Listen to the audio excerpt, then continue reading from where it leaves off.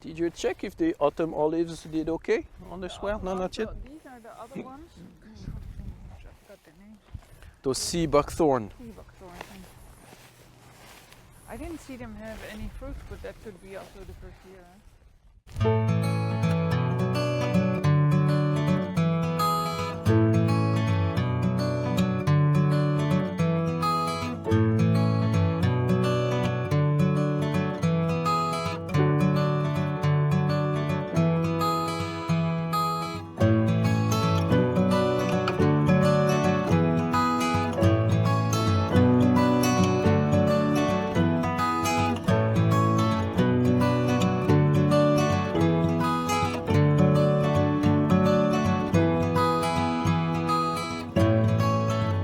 It's been a lifelong journey, basically, because as long as I can remember, and that dates back to when I was a little girl, I had this worry in my heart. And when I was small, it was more the worry of why are people not kind to each other, or how come there's parts in the world where other children are hungry, or certain animals might go extinct, for example.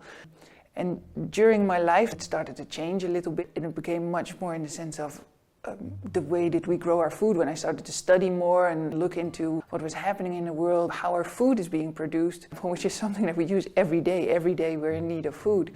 And I started to look into it and see in the way that we do agriculture, the way that the soil is being treated and being depleted at the same time.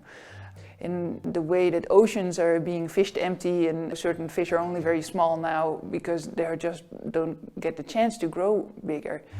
And that worried me, and it still worries me. I have this sense of urgency in my heart of we need to do something for that. We cannot only take away things from the earth while we are here, in the sense of take more than we give back. It's also necessary to give something back.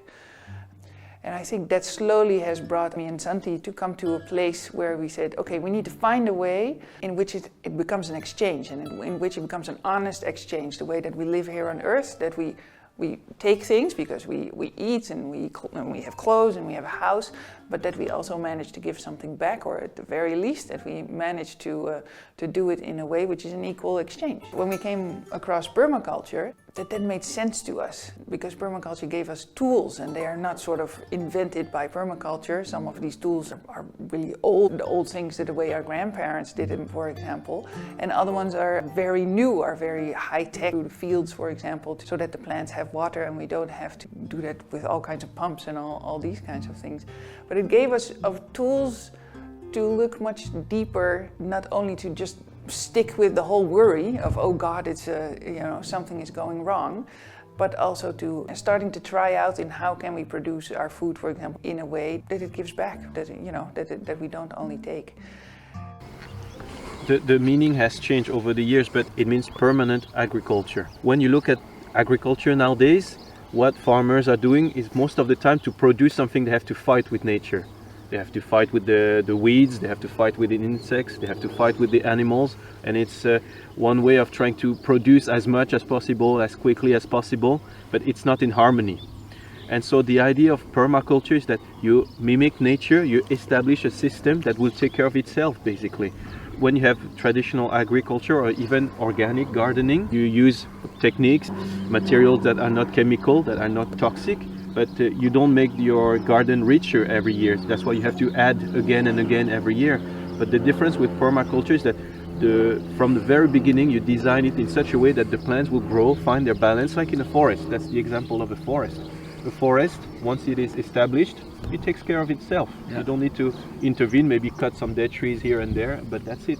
And that's the idea of permaculture. I think the best way to see it is that, first of all, you have a barren field, and what will nature do to reappropriate that field? It might take 20 years, 30 years, and then you see all the pioneer, plants and this kind of bush bringing nitrogen to the soil or decompacting the soil. And so it's by observing how nature will do it, then somehow you improve it and do it faster on a human scale or your own means. And so instead of fighting with nature, how do you copy and even sometimes improve? Because you have systems, sometimes they lack minerals, or they would need more water, or they don't have enough sun, and so that's how you design it in such a way that you give it the best conditions so that it can really grow as quickly and be as productive as possible in a natural way. in a balanced way. When I was young, in my 20s or something, I thought, oh, it needs to be really big. You know, I need to change the world, and I need to go out and about and do huge, big things, and maybe a big world improver inside of myself, which said, okay, we're gonna do things all differently. And I had to come to terms sort of that small is all right also. And sometimes it still gets me, and I think, oh God, what I'm doing is really not enough, because we just have a little farm in France and we have a holiday place and we receive guests. But I think it's not because it needs to be big, it's because the sense of urgency is there. And it's maybe many people that are around me think, oh, it'll be fine, you know, it won't be during our life. But Santi and me don't have any children, but we have plenty of friends who have children. And then in 100 or 200 years, it will be the children's children. And I think that there's a good chance that within 100 or 200 years that we will come across difficulties, which might be much bigger than we imagine, that we come across difficulties that we can no longer produce our food within agriculture the way that we are doing now, because in the way that we are growing a monoculture in huge big ways, is depleting the soil tremendously. And can that just continue? I have huge big question marks with that, and I'm really worried about that. And it's the same way, the way that we produce our food now, the way that we produce pork meat or beef meat, or the circumstances for some of the animals are really not good. And instead of sort of becoming a rebel and going into the street or saying, I'm not eating anything of that stuff anymore, and we are trying of not supporting that kind of industry, but I still would like to eat a piece of meat. But then to just start to become creative about it and looking for solutions and say, can we do it differently? Can we do it, and can we produce our own food in such a way that their lives are good, that it's good for the soil, you know, it doesn't pollute it nor deplete the soil, and just start trying. Santi and me are no farmers, you know, my ancestors were farmers, but ourselves we weren't any farmers. But we are in the fortunate circumstances that we have some land and that we can just start trying some stuff out. And that's what we're doing, and that's what, at the same time, what we try to share also with the people who come to our place. Not so much by setting them on the table and, you know, and lift our finger and say, you know, you have to do it all differently because you can't buy this and this and this and this anymore. But just by sharing our life with them and say, you know, look, we choose differently, and we try differently, and we just try out and we make mistakes. I guess what we really enjoy doing is learning by trying different techniques and methods. And because of our tourist activities, as soon as the season starts, we don't have much time for anything. And so in the winter time, that's when we have time to experiment new things. And so most of the projects that we try to set up is not so much for high production, but it's more as a demonstration site.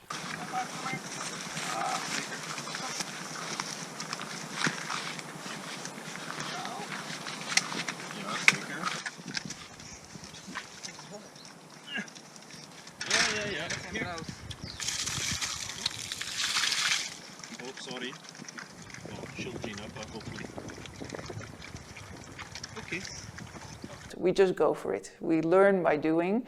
We read a little bit of books, but we're not taking incredible studies. And we learn along the way. Oh, you know, this project makes super sense. And also what we like. You know, Santi loves projects with water. When we came across aquaponics, where you grow both food and fish and there's water involved, we just became super enthusiastic and thought, yay, let's just go for it, because that's all in our hearts, where all our likes came together, because I love plants and I'm slowly building up my database in the kind of plants that you can eat and how to grow them, and you know, and how to do that kind of stuff. And Santi loves his fish and loves his water. That's then the project that we pick up and that we start doing. So welcome to the greenhouse. As you can see, it has been built with the frame of an old tent.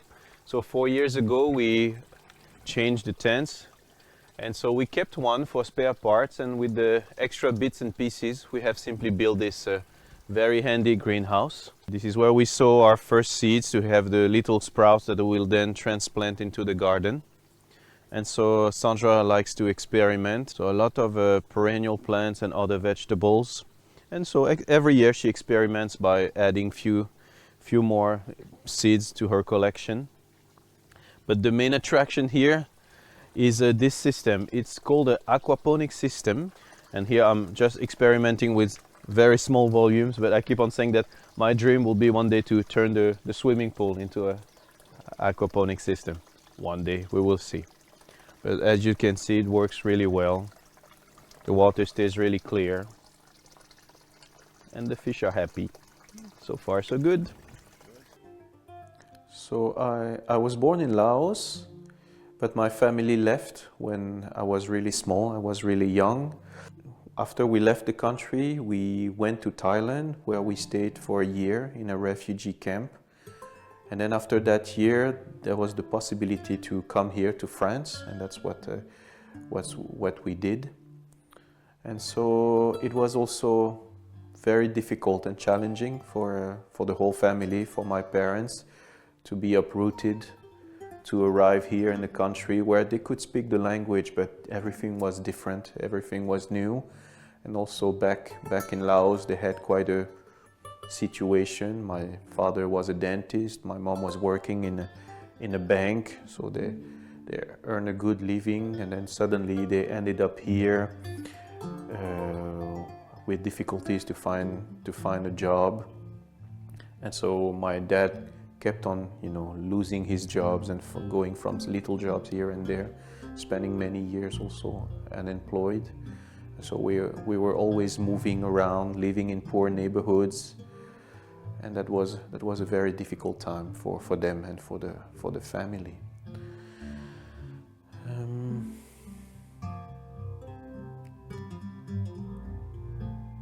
I come from a long line of tree growers and flower growers and people who are working with the earth. It dates all the way back to 1650. My grandparents, they had big greenhouses and grew cut flowers.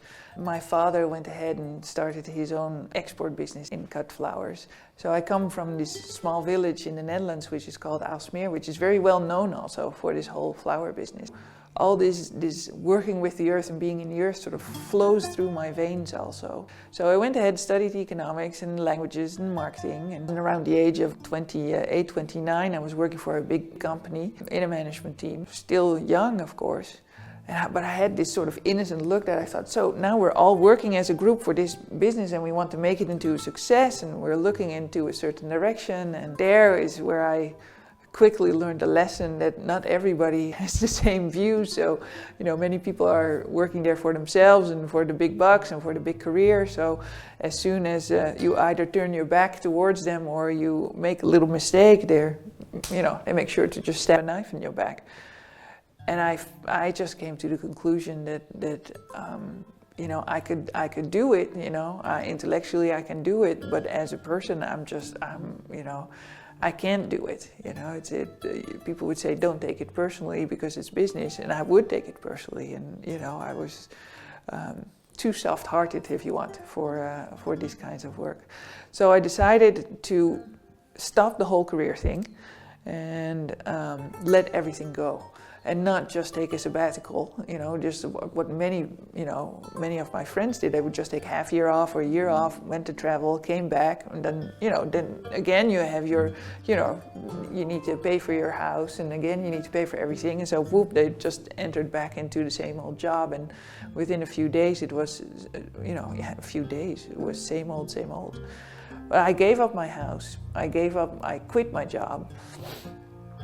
I thought I was going off to Peru, because the first part I was going to travel together with a friend who said, let's go to this monastery, which is in the south of France. We'll take 10 days, have some rest before you're off, in opening up this door to a new life.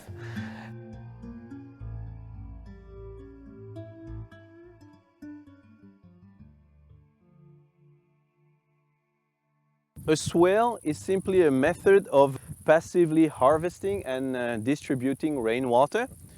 One of the main functions of the swales is to collect that water, slow it down so it will have time to accumulate, and then in the coming days, sink into the soil and hydrate the land. And so it's a very efficient way of collecting and then distributing passively, without any effort, all the water that we receive on this land.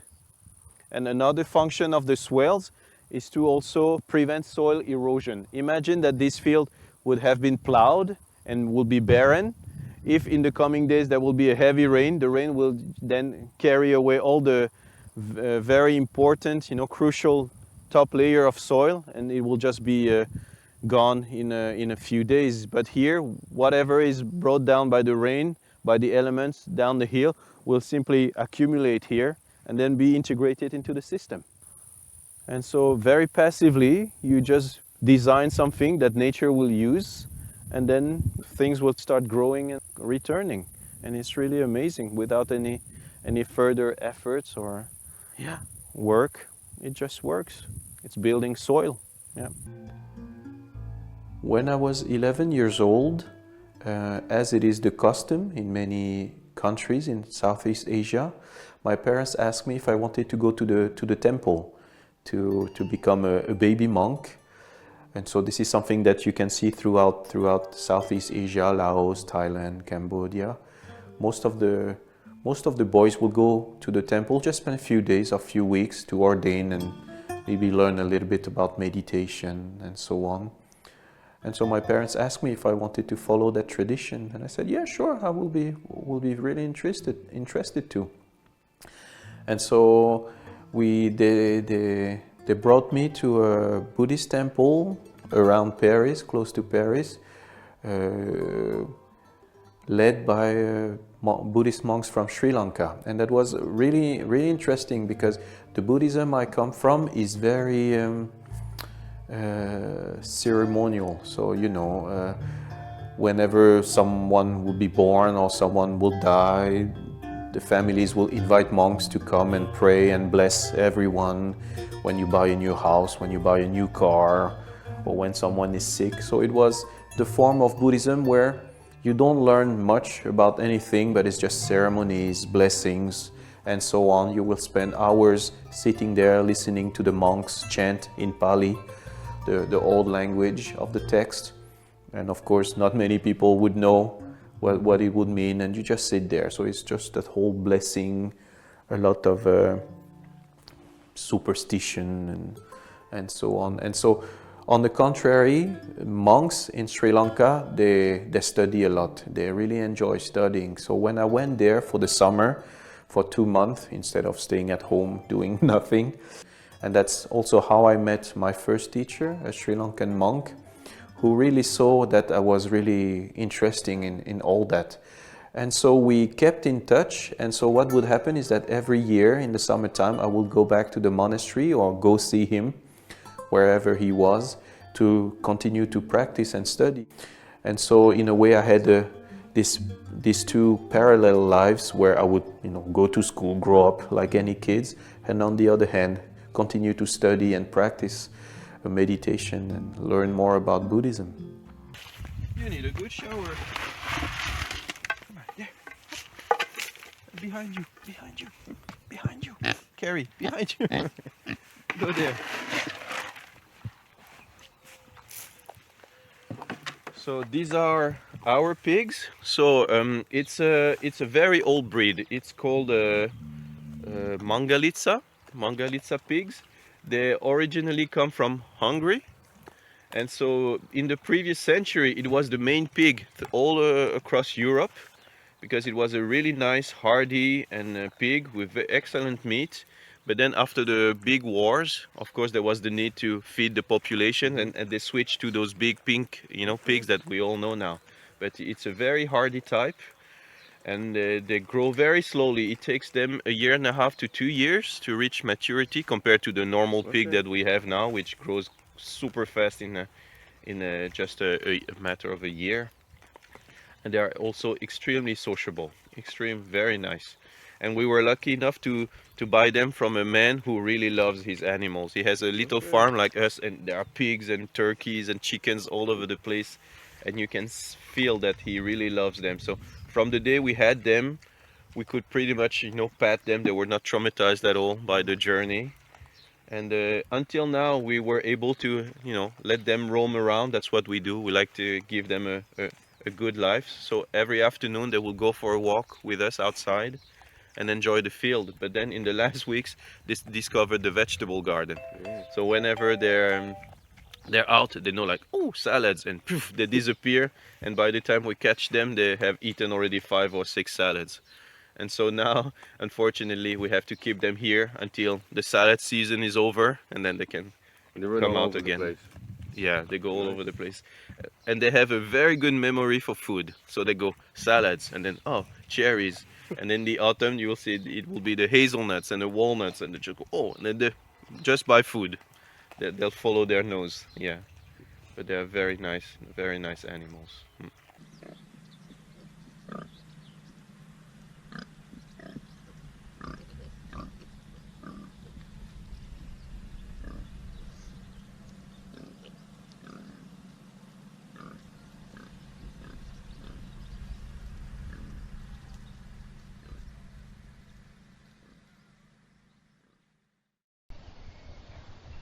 Welcome to the new greenhouse.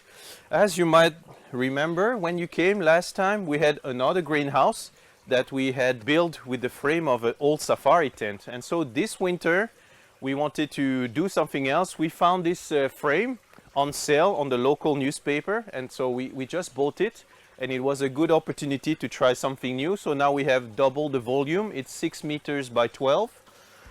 And so we took that opportunity also to install a brand new aquaponics system. And so for those of you who don't know what an aquaponics system is, it's basically putting together 2 systems: aquaculture, how to raise fish, edible fish, and on the other hand, hydroponics, so how to grow vegetables without soil. So as you can see here, on this side of the greenhouse, you have these grow beds. They are simply made of clay beads like this, so there's no soil at all, you see? And so you use those clay beads simply as a media to hold the plants together. And so the idea of an aquaponics system is basically to use what the fish produce by breathing and by pooping. They produce nitrite that will be converted by bacteria into nitrate, and that nitrate will be used as the plants as food, as a natural fertilizer.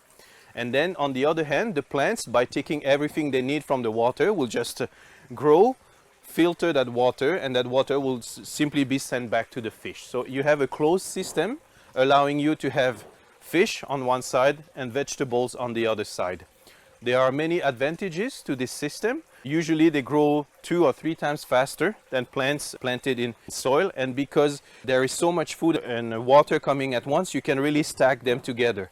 So there's no problem with space. You can put a lot of plants together and they will just grow. By this system, you can also save a lot of water. In a hydroponics farm, they have to renew the water regularly because at one point it will saturate either with the poop or with the chemical, the fertilizer that you gave to the plants. So every week or so, they have to renew the water, 1/3, 2/3, and so there's a lot of waste. But in this system, it is completely closed. And so they estimate that for a similar volume of water with the aquaponics system, you only use 10% of the water that you will normally use with an aquaculture farm or a hydroponic farm. And this is a system that I really love, that I really enjoy. I have been experimenting with it for 3-4 years now with just a tiny system, just a 1,000-liter tank like this and few grow beds. And because we have been changing this greenhouse, I wanted to expand it and make it something bigger. And it's also very important for us because of our business, our tourist activity. When the summer comes, we are too busy. We don't have time to do many things in the garden. Most of the systems we have put into place have to take care of themselves.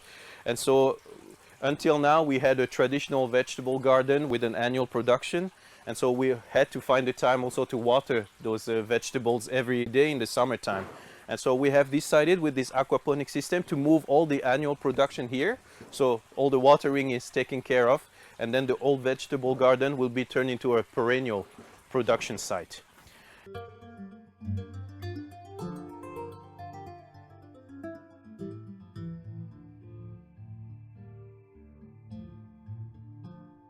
And when I was in my 20s, early 20s, I was going through some difficult times. A lot of questioning, and especially a difficulty to find meaning. Well, we study, we get a job, we meet someone, get married, start a family, and we keep on going like that. But overall, I had difficulties to really find sense in all that.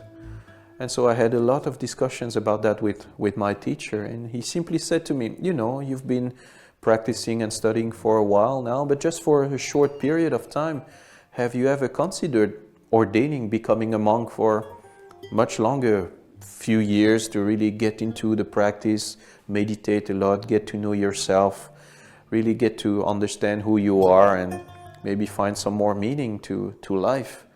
And I found the idea appealing and really interesting. We arrived in this monastery in the south of France, which was a Buddhist monastery guided by Thich Nhat Hanh. And very quickly I just touched something there. The peacefulness of the place and the way that the people really tried to do their best to lead a good life, slowing down, and the teacher who guides that whole monastery was just amazing, also really touched my heart. I went to see my teacher, and that's how I ordained and started that whole journey. We went to Sri Lanka to continue my training, to complete my noviceship and so on. And that's how I ended up traveling around Europe to study more and to practice more. And that's also how I ended up in Plum Village, that Zen monastery here, 5 minutes from here, where I spent also 3 years. Fairly quickly I sort of decided, well, you know, I left everything behind, I opened up another door.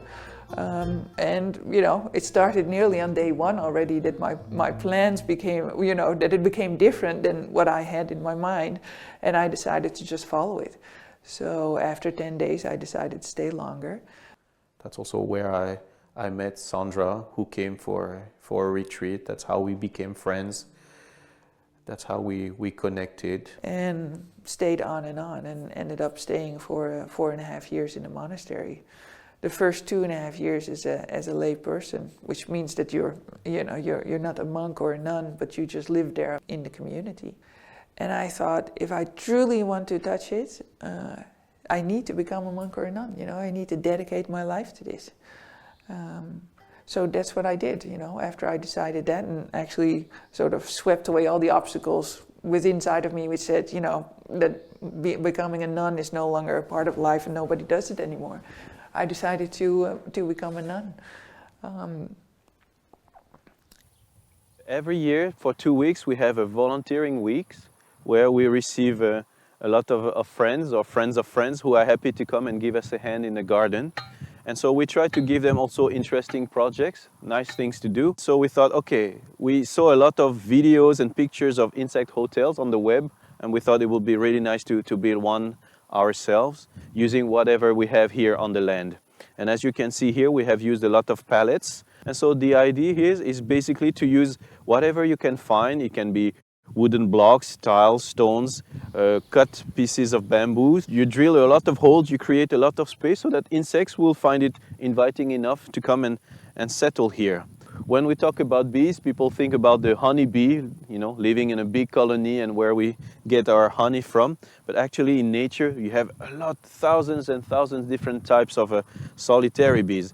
And as their name indicates, they don't live in colonies. The mason bee has its name because once it has laid its eggs in the bamboo stick, it will just close it down with a layer of mud. And when the babies are born, they will just open it up and leave, as you can see here. Once they are gone, you have this little fluffy material here. Most of what we grow needs insects or animals to be pollinated. So out of all the plants in the world, 80% are not self-pollinating. To have food, we need a lot of insects. We need to also work with them because of all the chemicals that we use, all the products that are spread all across the fields and around the world. Big part of the insect population is dying, and we need their help, we need their presence, because without them there will be so little food available for us. And so this year in the spring, our beekeeper friend brought us a brand new colony that we installed there in the field, and 2 weeks ago we noticed that the colony was was dead. In the first few weeks of spring, we could notice a lot of butterflies, a lot of bumblebees and other wild bees. And then right after that, the farmers around here started spraying a lot of chemicals, for the vineyards and other crops. And in the days following that spraying, many of them have died. So this is something we have to work with. And so we will try again. We will keep on trying anyway. Okay, so this is our vegetable garden, which doesn't look like much currently. Partly because it's the very beginning of the season and I still need to do lots of work in it. But it's always very chaotic, our vegetable garden. I plant according to a scheme which is called polyculture. So it means that I don't make nice, neat little rows. The bigger diversity, the better. If I plant a whole neat row of tomato plants and there's a big disease that summer, I can be pretty sure that every single plant is going to have the same disease. When I plant them, one here, one there, one there, then I have a chance that at least a few tomato plants will survive. And I do that pretty much with all the vegetables. I just plant them, à gauche et à droite, we would say in French. So I just plant them here and there, left and right. We plant above ground, so we're building the soil on top of the current ground because we only have clay, heavy clay. It's really, really difficult. I tried for a few years to do my vegetable garden in the clay, and that's just impossible in the summertime because there's just so much weed which comes back, and then the soil is drying out, and it's impossible to take out any of the weeds. Every year we just put lots and lots of extra matter on top of the soil. We've just cut back the whole reed field which is there in the distance, which purifies the water of the bathroom building for our summer guests, and we have to cut back those reeds in the winter or whenever we have time and the reeds have died back, and we just put it on top, and then slowly we start to sort of build up soil. So you see it just will start to compost by itself. And then in the end you get this really nice and black soil which is nice and crumbly, and you can plant in very nicely.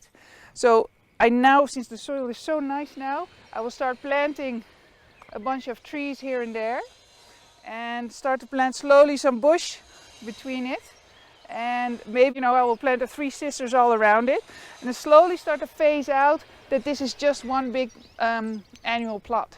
And slowly start to bring in perennial vegetables and actually make it into a tiny little forest garden if you want to. And just the spaces which are still there, I will keep on planting a few annual vegetables like my salads and my tomatoes and those kinds of things. It's called a chicken tractor. So you build a chicken house on wheels. Here we have simply recycled an old trailer. It's just to be able to move it around. And as you can see here, we also have a removable fence. And so the idea is that you take to your advantage something that chickens love doing. It's scratching the soil for food.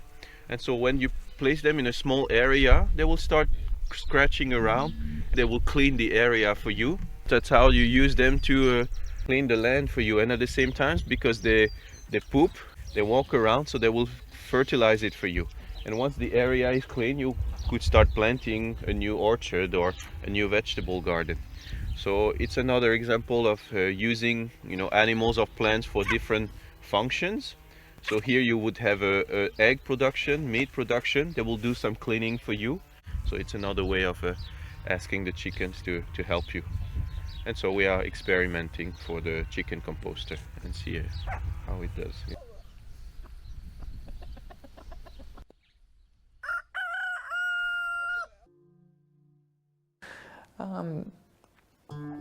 And stayed a nun for 2 years.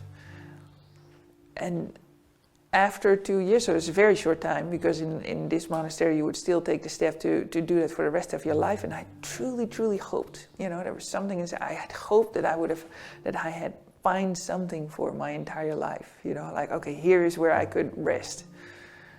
And after 2 years, coming to the conclusion that it was not going to be, my home for the rest of my life.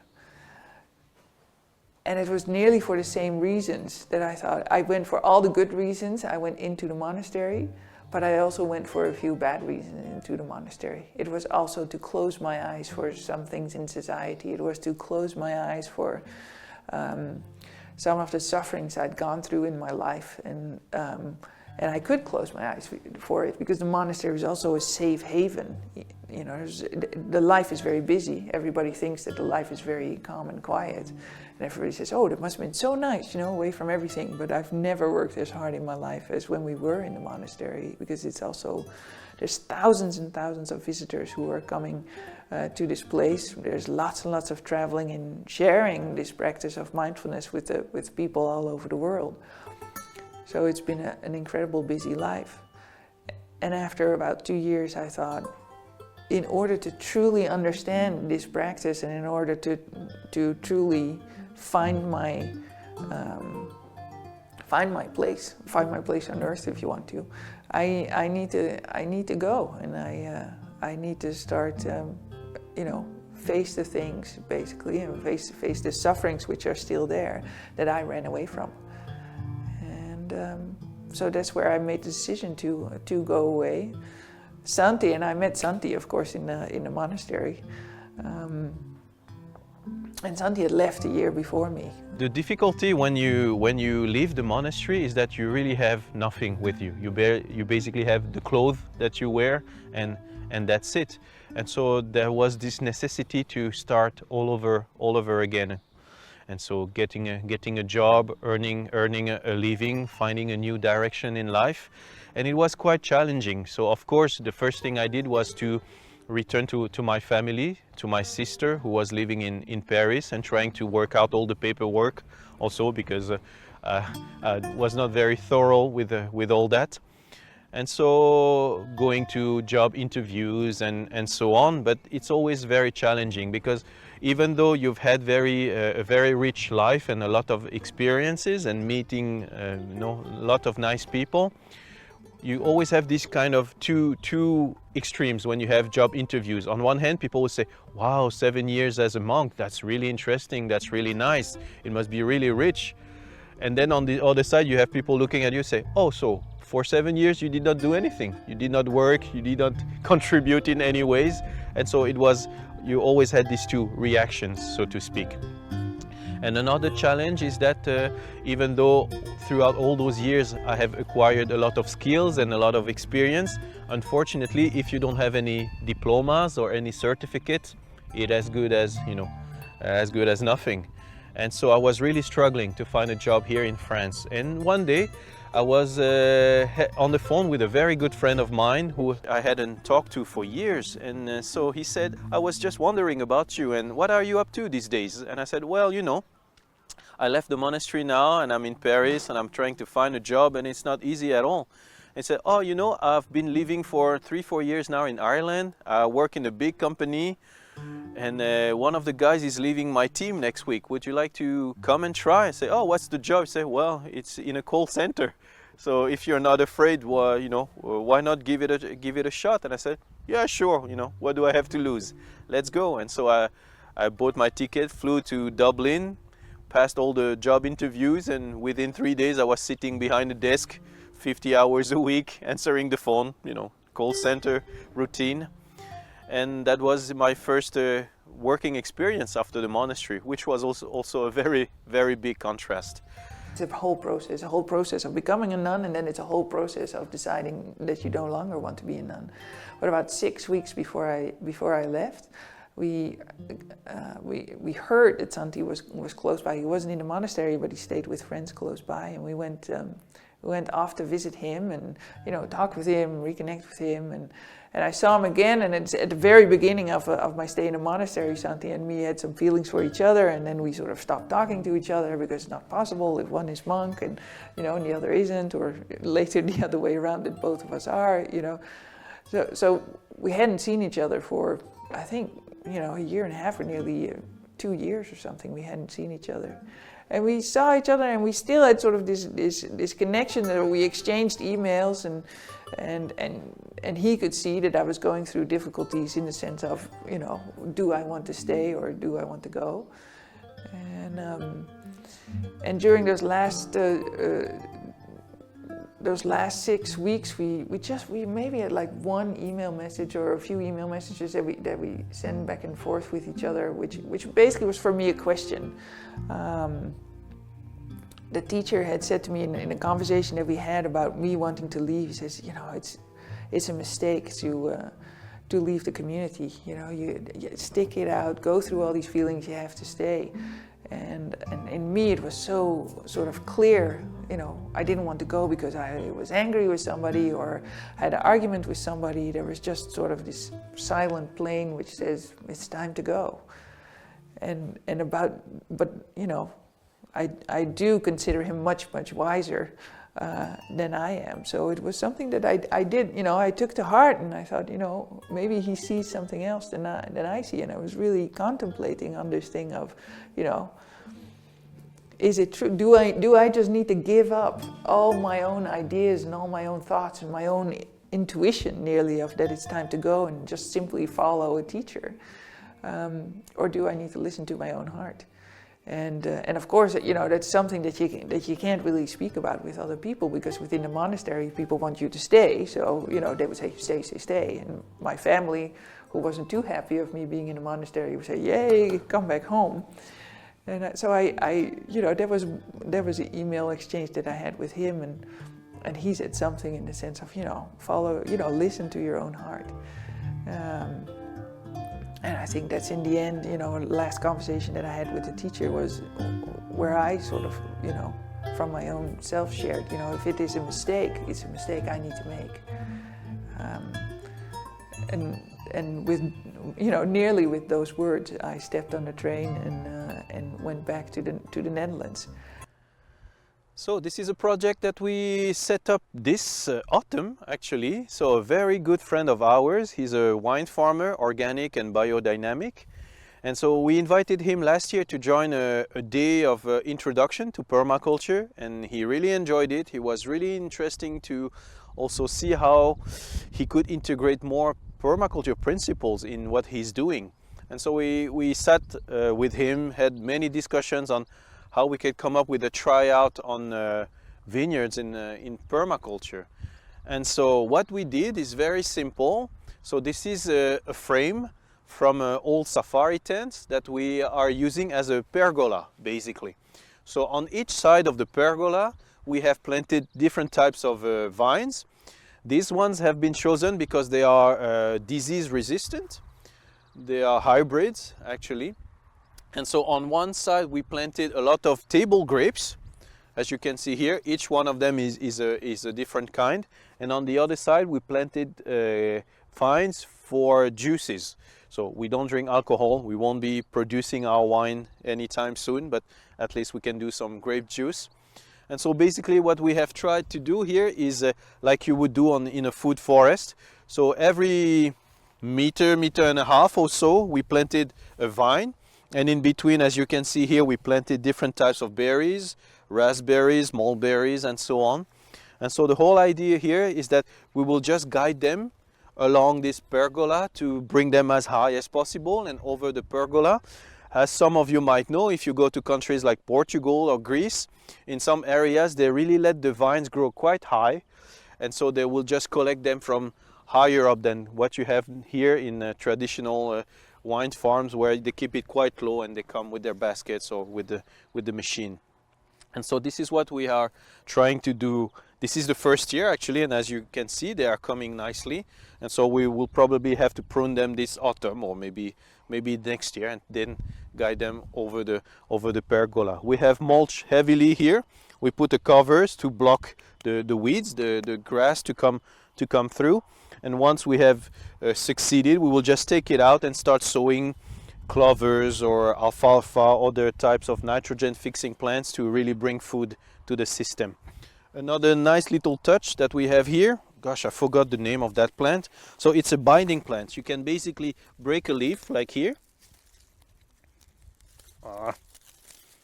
and use this as a wire. So instead of using plastic like they do now, in the vineyards, you can use this as a wire to tie up all your branches and all your sprouts. So that's why we have planted one on this side and one on that side. And at the back we also planted roses, as you might have noticed here. in the vineyards. They always plant rose bushes at the beginning of each line, because roses get the same type of diseases than the grapes do, but faster, earlier. So they're early detectors of any problems, and so it will tell the farmers if he needs to treat or do something to help the plants. And so we just started with this. We will keep on planting, putting more plants, different types of plants, perennial plants, ground covering plants, and so on. And so like in a food forest, we will try to mix as many plants as possible so that they can work together, help each other, and protect each other. It's a tryout. We'll see how it goes. I don't know if you can see it from here. We have placed this project between two swales so that they get enough water the first 2-3 years, and beyond that the root systems will be deep enough for them to, you know, manage and find their own way anyway. So we try, we see how it goes, and we'll keep you posted anyway.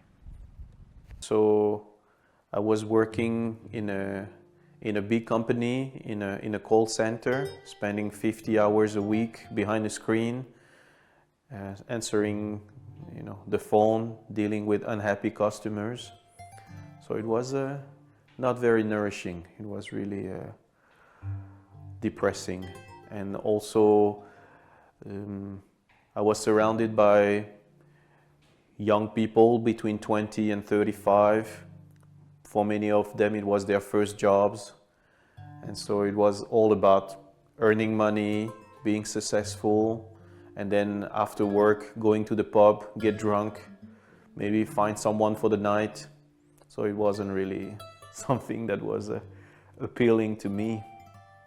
And then you come in a village where everybody sort of knows you, because, you know, my mom has her own shop there, so everybody, you know, so many people know my mom. My dad has his own business, and, you know, families are tight-knit together. And I would literally walk into the street and somebody whom I didn't know whatsoever would come to me and express his opinion about my life, like, oh, so you're out again and your parents are so happy, so this thing wasn't it for you after all. And it was so hard, because I was mourning over it. I was in mourning over, you know, losing my life in the monastery, where I'd really had hoped that would be for the rest of my life, and now without direction, because I actually had no clue why I left the whole monastery, besides the intuitive feeling that I had. And, you know, I lost my friends there. I lost my daily life. I lost, you know, my work, if you want to. And out of all of this sort of wreck, I needed to start to find a new direction. And what I did know was that I did not want to sort of, you know, starting to walk this same sort of similar path, which in Aalsmeer is like, you know, everybody does this thing. You just go get yourself a job again, get yourself the house again, and whoop, you just continue from where you left off 4.5 years ago. It was when Sandra left the monastery.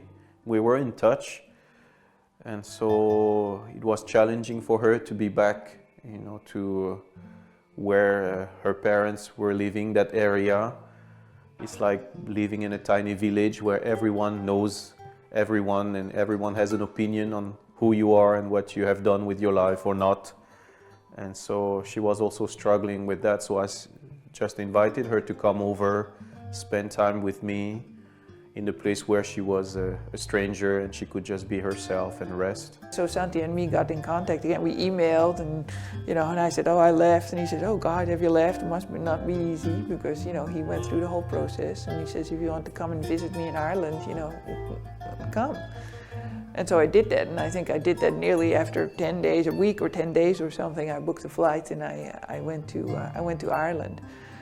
So this is where we met up. And that's where we fairly quickly started a relationship already, and it was just nice to just be in an anonymous place where nobody knew me, and I could just sleep and rest and, you know, let things settle, and then slowly start to figure out, okay, what's the next step? And for Santi, that was still similar. You know, Santi was still also, even though he was out of the monastery for a while already, it was still a culture shock. You know, he was now working for this huge big multimedia company with lots of young people, and the thing of the day was who's sleeping with who and how do we get drunk as fast as possible in the local pub.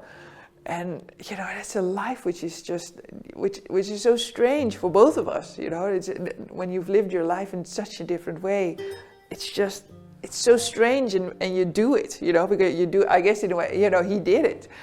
And I remember that I would just also find myself standing in a pub with a glass of tonic water or something, and like, you know, it's so surreal. You feel yourself in such a strange reality. And so after a year there, living in the suburb of Dublin with all the stress, with all the noise, with all the people around and not much nourishment, we sat together and we said, okay, we have to find a new life for ourselves. We did not leave the monastery because we were interested in a career, you know, in a spiritual career, or we wanted to become famous, rich, or whatever. But then still, we were too young to retire, so to speak. And so we wanted to find meaning also. This is not the life that we want to lead for the rest of our lives, even though we have each other and it is quiet, and you know, we do want something else. And we allowed ourselves basically to slowly start to dream, and slowly start to talk. So what is it what we want? Even though we have nothing, we have no money, because you know, it sounds like a romantic story, and it is in a way a romantic story on how, you know, ex-monk and ex-nun, they found each other, but we had nothing, you know, no clothes, no furniture, no money. So I mean, we just slept on a one-person mattress for the first summer with, you know, with a few clothes in a corner, in a shared house with a few Lithuanians, and that was it, you know. And so we said, okay, we don't want to be in a city anymore. Maybe we should move back to the countryside. It doesn't matter where, it doesn't matter in which country, but come back to a more simple and peaceful life, closer to nature.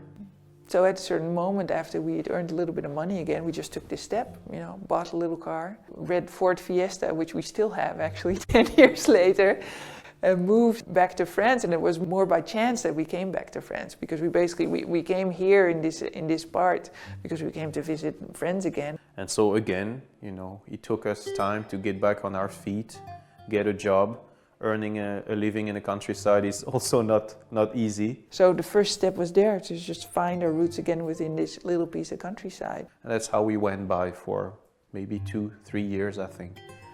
And after 3 years again, we sat together and said, okay, what is it that we really would like to do? And that's how we came up with this idea of finding a place in the middle of nowhere where people could come, rest, recharge their batteries, be close to nature. And with the help and the support of the family, we were able to come here and open this glamping site. And so the plan became a whole plan until it was ready to set it in action. And I guess that's how Simply Canvas was born.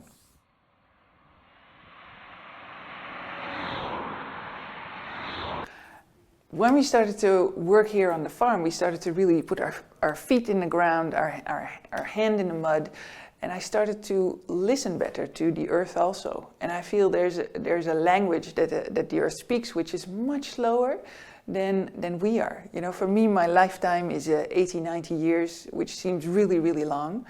In earth language, that's only 5 minutes. We only have these 5 minutes, and we better make them count.